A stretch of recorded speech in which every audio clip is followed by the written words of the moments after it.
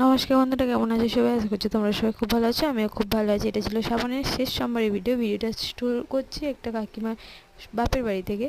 তো দেখতে পেলে এই শাড়িটা পরবো। তো শাড়িটা পরে কেমন লাগছে সবাই বলো। আমি একাই পরেছি, একাই রেডি হয়েছি। তো শাড়িটারি পরে বেরিয়ে পড়েছি জল আনতে যাওয়ার উদ্দেশ্যে। আমরা খিরিশবেড়ে থেকে জল আনতে গিয়েছিলাম শিবগঞ্জ, হেঁটে হেঁটে গিয়েছিলাম। তো বাবার এত এত দর্শক, এত ভক্তরা, ভাবতেই পারিনি। খুব আনন্দ করে গিয়েছি, খুব মজা করেছি। আমরা অনেকেই গিয়েছিলাম, আমার আমরা অনেক অনেক মজা করে নিচে গিয়ে নেমে গিয়েছিলাম। ওইখানে রাস্তাটা এতটাই খারাপ ছিল যে কি বলবো, পায়ের অবস্থা তো যাচ্ছিল। তারপরে আমরা নদীর ঘাটে পৌঁছে গিয়েছিলাম। শিবগঞ্জের নদীর ঘাটে জলের স্রোত এত ছিল যে কি বলবো। ঘাটের ভিডিও করতে পারিনি। তো দেখলে জল তোলা হয়ে গেছে। তো এবার যাব বাবার মাথায় ঢালার উদ্দেশ্যে। তার আগে তোমাদেরকে নদীর ঘাটটাও দেখিয়ে দিলাম। এই যে ফাইনালি জল তোলা কমপ্লিট। এবার বেরিয়ে পড়েছি বাবার মাথায় জল ঢালতে যাওয়ার উদ্দেশ্যে।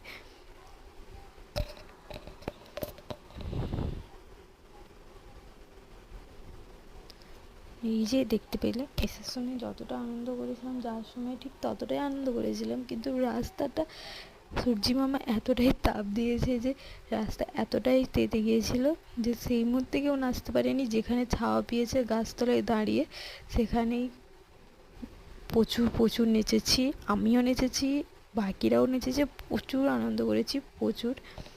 যে দেখতেই পাচ্ছ, এটা একটা বনু হয়, এর সঙ্গে সেখানে যে পরিচয় হয়েছিল। তো এর সঙ্গেই নাচাগানা করেছিলাম। আমার কাকিমার বাপের বাড়ি গিয়েছিলাম, কাকিমাও ছিল আমার সাথে। কাকিমা পেছনে ছিল, কাকিমা নাচানাচি করেনি। তো দেখতেই পাচ্ছ কতটা পরিমাণে সবাই আনন্দ করছে। এই যে এত এত বাবার ভক্তরা, কি বলবো, প্রচুর আনন্দ হয়েছে রাস্তাতে।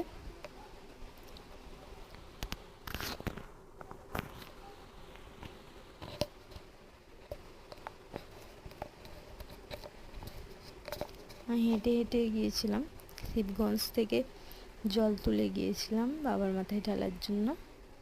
প্রচুর নেচেছি, আবার পায়ের অবস্থা তো আর নেই বললেই চলে, প্রচুর রোদ ছিল।